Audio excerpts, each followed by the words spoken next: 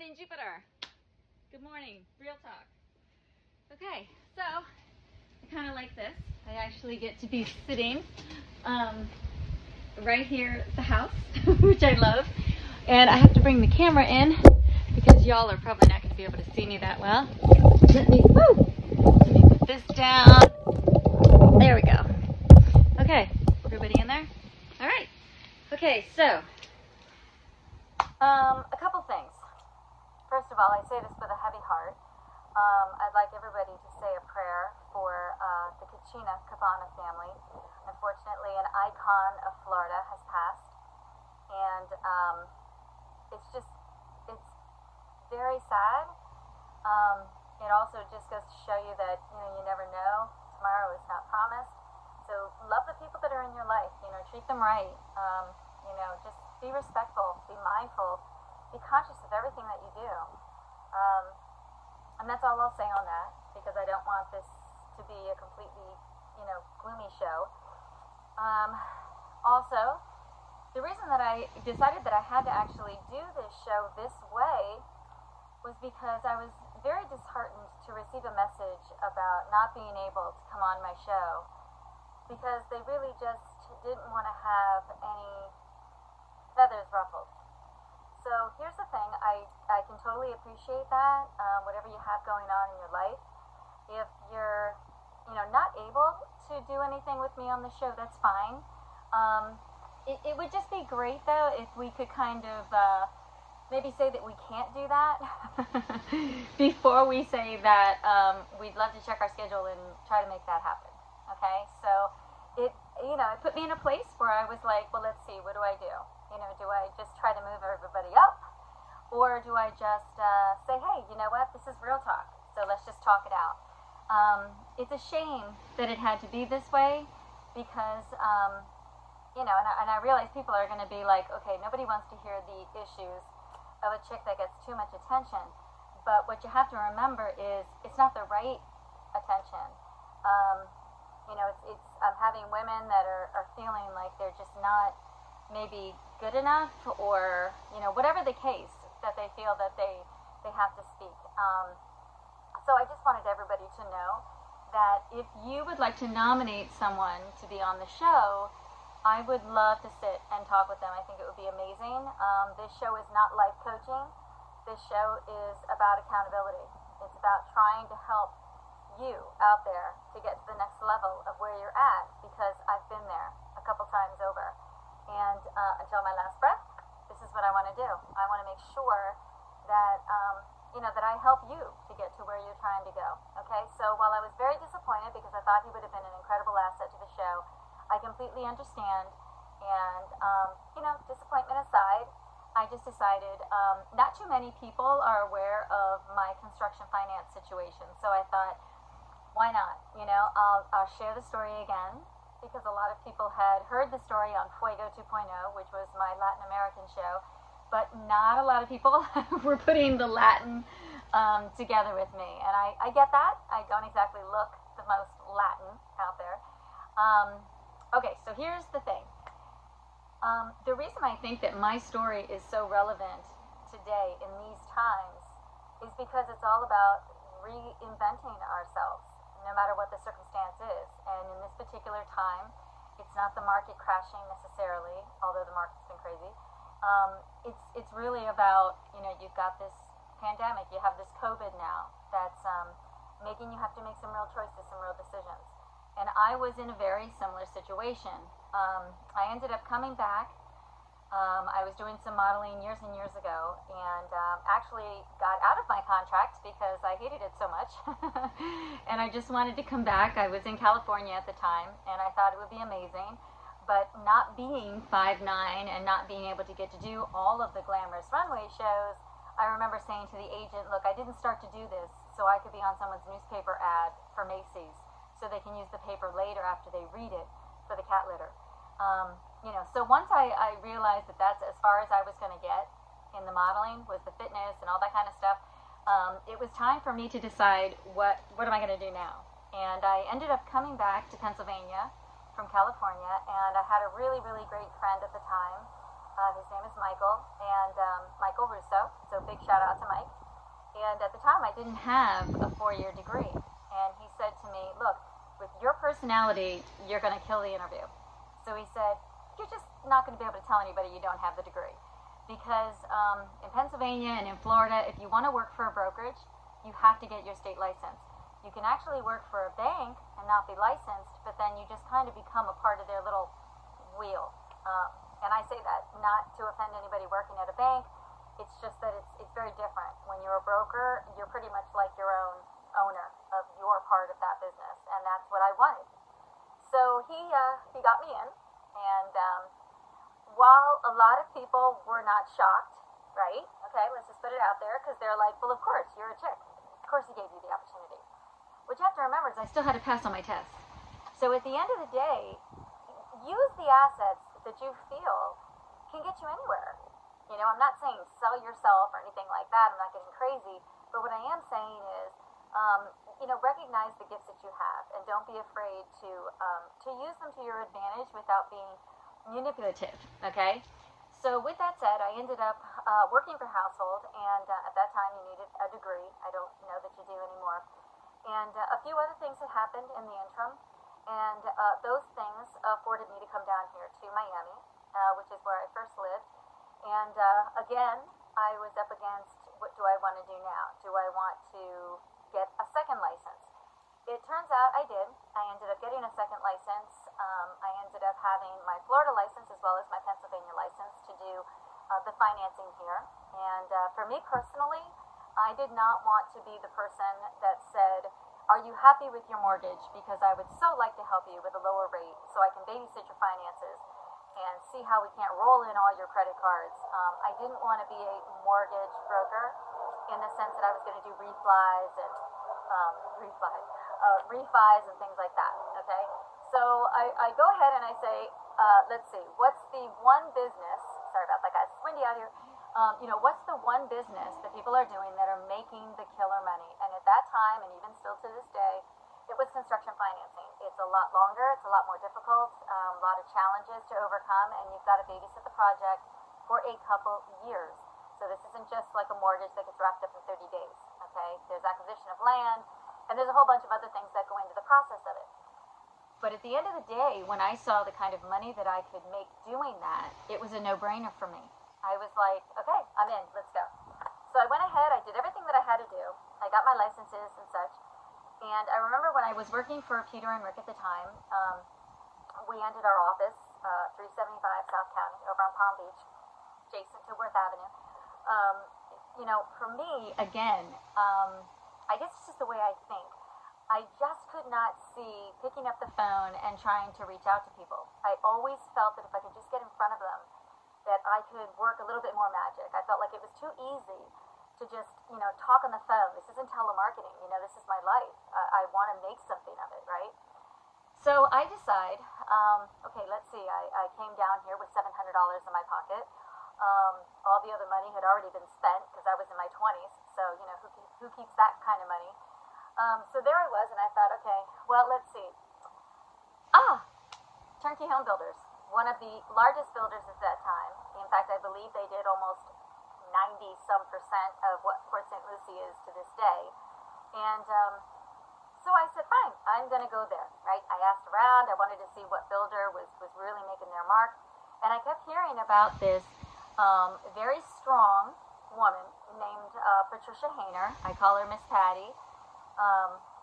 She calls me daughter number 2.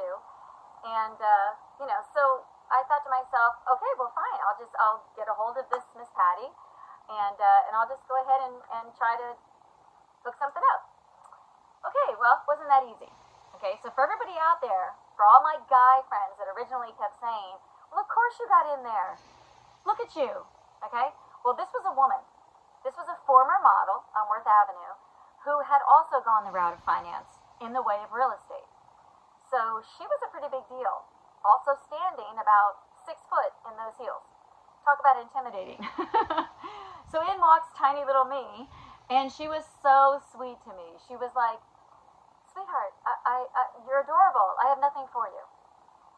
But there was something about her energy And I thought, this is a relationship I need to build. This is a mentor I need in my life, okay? I moved down here. I had no family. She became the extended family for me, and I learned so much from her.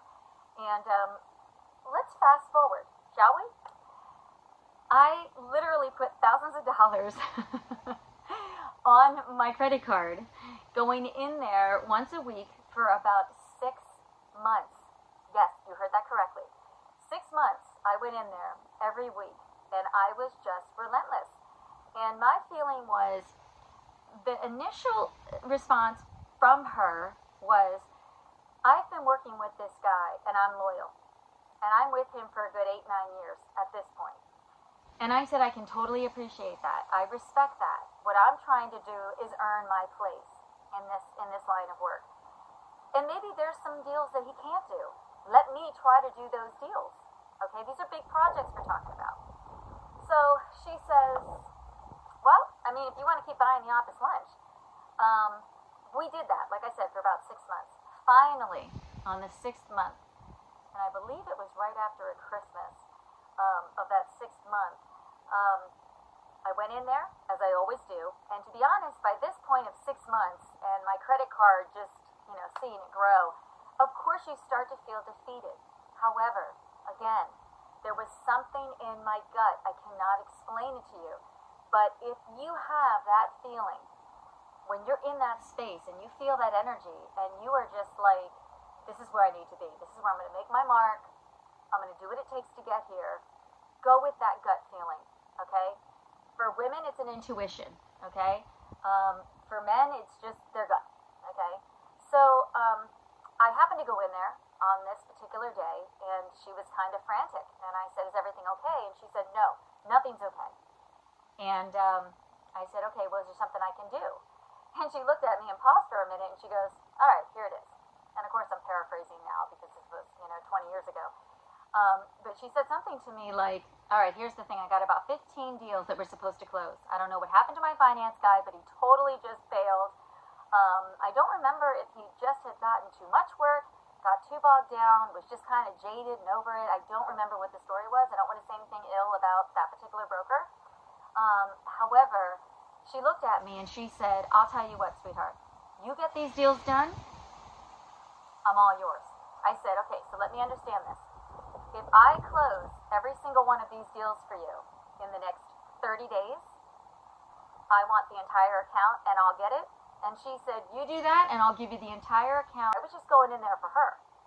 She sweetened the deal by saying she'll give me her. I made it even sweeter by saying, you know what, this is an opportunity for me. I want all of Turnkey. I want the entire office, okay? I ended up having to get an assistant, and it all worked out. I'd rather be busy than not busy. And I'll tell you what, I never worked so hard in my life. Thank God for FedEx and Kinko's, because when I tell you that I was there doing files and getting things out to banks at 3 in the morning, I kid you not, I was. And it's the grit, it's the drive, it's luck, and it's timing, divine timing, whatever you wish to call it.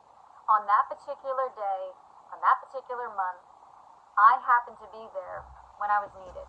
And of course, during the 6 months, people would say, well, how did you pay your bills? I'll tell you how I paid my bills. When it came to paying the rent, again, you have to have confidence.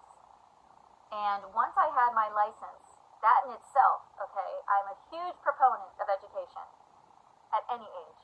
I think it's going to get you nowhere but further ahead than where you are today. So with that, having that confidence, I went to Rick and Peter and said, okay, so here's the deal. I may land this entire account. This is what I'm going after. At the time, of course, I didn't realize it was going to be 6 months. But I said, what I would love to do is make you a deal. Here's the funny part. I didn't even know what draw was at the time. Okay? I'm young. I'm in my 20s. What do I know? And I said to them, what I would like to do is I would like to actually have you pay for my rent in advance. And I'll try to pick up some small deals until I can land this really big deal. So I had to do a couple of small mortgages and stuff. And I said, on every one of those deals that I close before my big one, I will pay you back your draw. that you covered me, okay? And I even remember the amount. My rent was $700. They gave me a $700 draw because I knew that I could make enough money to pay the minimum bills that you have when you're in an apartment. So there again, you have to say to yourself, what are you willing to live with? Okay, I had gone from a family that has money and toys and a lot of things, okay, to a situation where I had nothing. I was like starting from scratch, and I wanted to do this on my own. Also to prove to myself that I can do this on my own, okay, as I always have.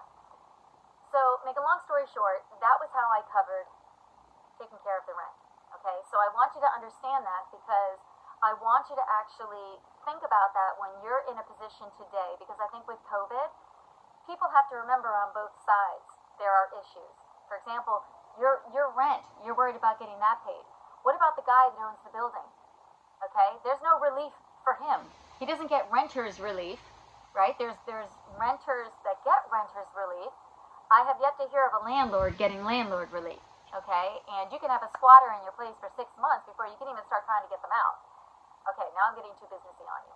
Anyway, so we go back. The reason I wanted to stop right there at that point, though, was because I knew that there would be people that would be saying, well, how the hell did you pay your bills? So I just told you how. I negotiated, okay? Life is about negotiation. For the rest of your life, you'll be negotiating, I promise you. Okay, so I had the rent covered. It allowed me the freedom to not feel stressed every month because I knew at least my rent would be paid. At that 6-month period, I worked harder than I ever have in my life. I got every single one of those deals closed, okay? I think I even kind of shocked myself, okay? And I was just so excited to be able to say to her that I did this on my own, I had a vision, and I made it happen. We ended up building our friendship, our relationship, our love for each other over 13 years. I was actually headhunted by other finance firms on Palm Beach Island. And they used to say to me, you know, why do you stay with them? We'll double the commission that you're getting. You know, you're getting 75, we'll give you 85. And for me, it's not always about money. Because Rick and Peter treated me very well and like family. And my feeling was, I'll take loyalty over royalties any day. Okay? Because I knew that if I needed anything, that those guys would be there to help me. Okay? So, to this day, I'm very close with Miss Patty. She's since retired. We've done a lot of amazing things over those 13 years. We made a lot of money. I was fortunate enough to buy my second house before I was 30. I then was able to actually put my grandparents in it for a couple of years, without making them pay anything. So, I have nothing but gratitude for that experience. Okay? So this isn't to brag about myself. I'm not trying to share my story so you can say, oh God, that's amazing. No, I'm sharing this story because I want you to understand something. When everybody looked at me and said, oh, well, of course you got that construction contract. Half of construction is guys. Actually, at the time, 90% were guys. I got that because I worked my ass off, and I got that from a woman, okay? A woman that saw the hunger in me and was like, you know what, if you want to be this hungry, I'm going to feed you. And she did for the next 13 years. In fact, I got so busy, I ended up having a darling girl, Erica, love you to death if you're out there watching, Erica Dorsonville. She was literally my assistant for about 7 years on the island, and we were fierce. We were a fierce duo. We didn't use the processing centers that were there. We had our space. We worked in our space. We got the deals done. I wasn't at the happy hours over at Taboo with all the other brokers. That just wasn't my thing. I was a workaholic. Not so great for relationships. But again, nobody can take that experience away from me. And I learned so much from having to wear every single one of those hats. In fact, I had a small business on the side where I actually did processing and then charged per file. $3.75 per file was the amount. So, okay, I'm not going to ramble anymore. I think you see where I'm going with this. I wanted to, again, share that story with you because I think it's important in this day and age that we have to start going back old school and getting creative and recreative with where we are. We can't just assume that things are going to come to us. And we can't rely on stimulus checks. We should be looking for jobs, because the check is only going to get you so far, right? I'm going to fall. So while the check only gets you so far, you need the jobs. You need to be able to actually want something more for your life than just somebody that's going to give you a check that's going to help you with this month, because what are you going to do next month? Okay? So with that, if you have any questions about the construction in any way, and now I'm losing the sun, so I'm starting to fade out, I can see it, feel free to DM me. At this time, I am full on my plate, so I'm not taking any future people to do business consulting with. Natasha's my last one, so I'm going to have to just put that on hold for a little bit, and then once I get some more free me, I'll put it back up that I'm doing that. And I want you all to just remember that, money is a wonderful thing. And what it provides you is the convenience of living a little bit easier. It does not provide you happiness. Okay? That is a guarantee. When you're sick, the first thing you want to do is call family, not your broker. Okay? So I thank you so much for listening. I love you all. Again, my heart goes out to the family of Kachina Cabana.